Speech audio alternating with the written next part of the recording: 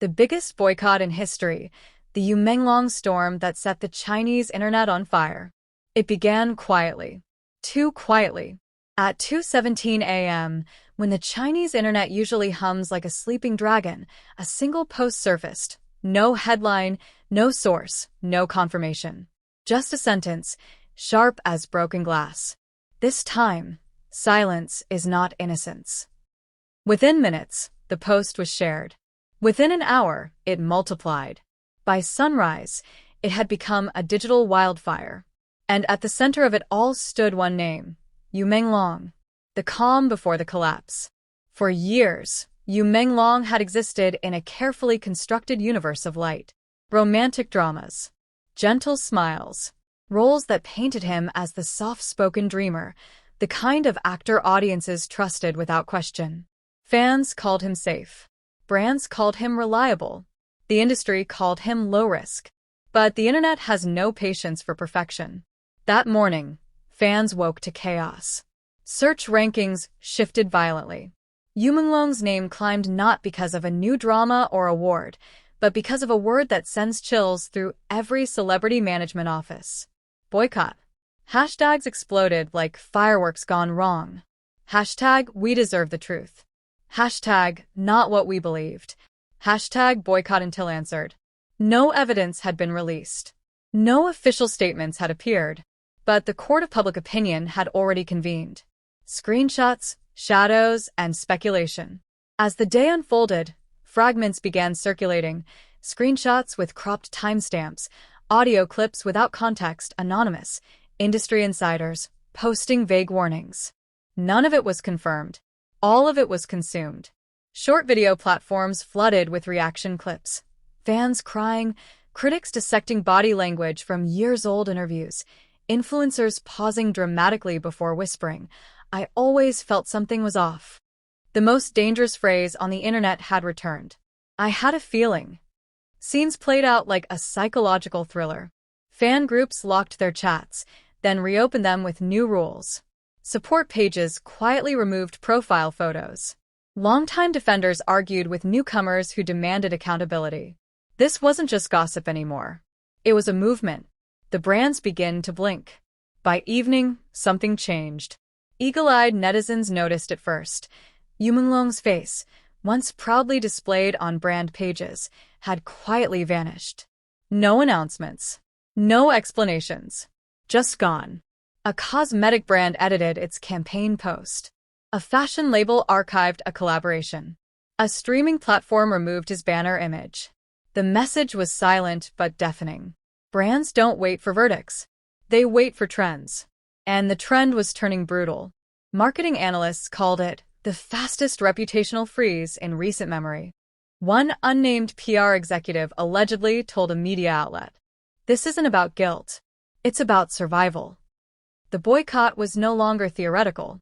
It was operational. Fans versus fans. The internet turns inward.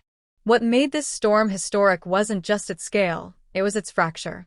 Fan communities split down the middle. On one side stood those demanding answers, transparency, consequences. They posted long essays about responsibility, influence, and public trust.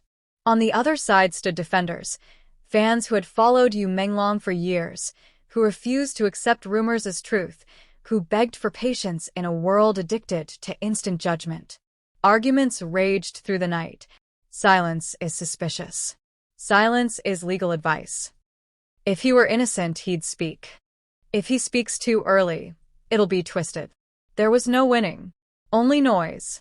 The silence that spoke too loudly. Through it all, menglong himself remained unseen. No posts.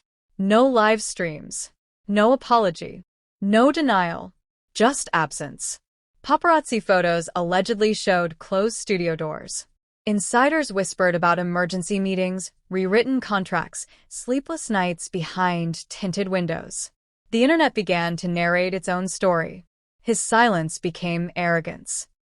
His privacy became avoidance. His past interviews were replayed like evidence in a trial that never asked his consent. In the age of virality, not responding is also a response, or so the internet insists. The algorithms take control. By day 3, the algorithms had chosen a side. Search results auto-filled with scandal-related keywords. Neutral content was buried. Balanced opinions struggled to survive more than a few minutes before being drowned in outrage or blind defense. Comment sections became battlegrounds. Influencers posted breakdowns without sources. Reaction videos outperformed verified news tenfold.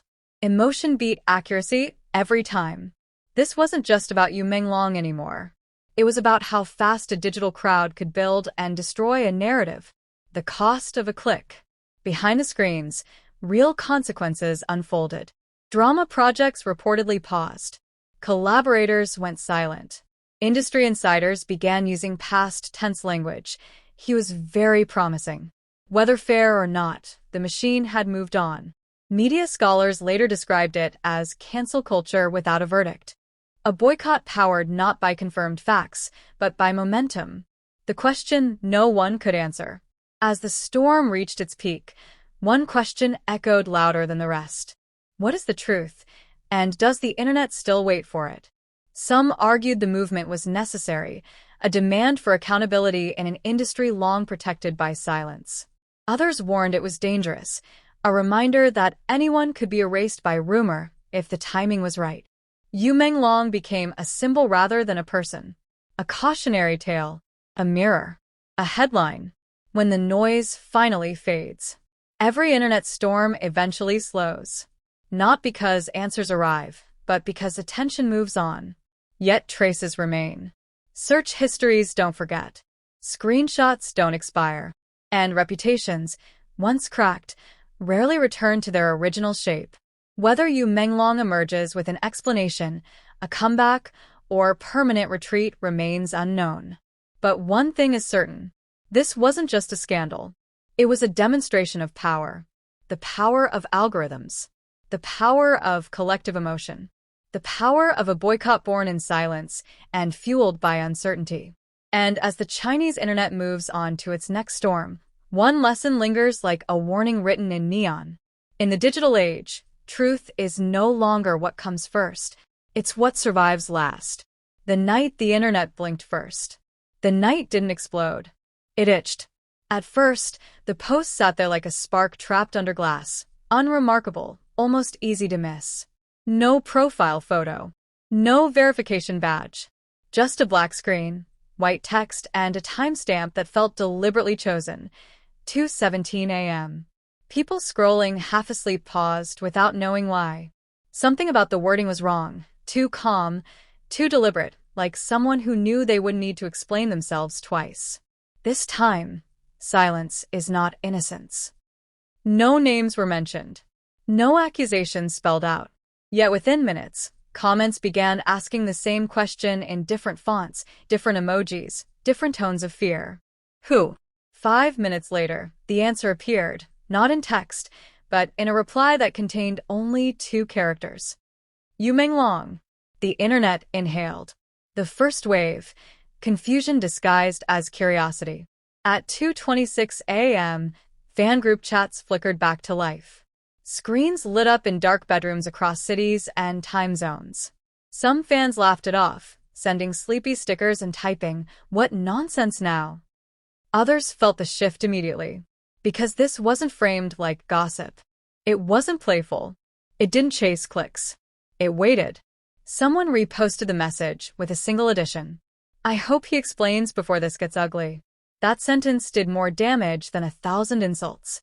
The screenshots that shouldn't exist. By 2:41 a.m., the first screenshot surfaced, cropped, blurry, incomplete. It showed a conversation without context, names half-covered, timestamps cut short. The kind of image that raises more questions than answers, yet feels impossible to ignore. Then came another, and another. Each one contradicted the last, yet somehow reinforced the same unease.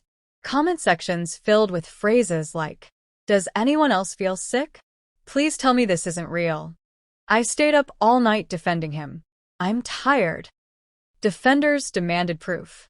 Critics demanded accountability. And everyone demanded speed. But the night offered only fragments. The name that changed the mood.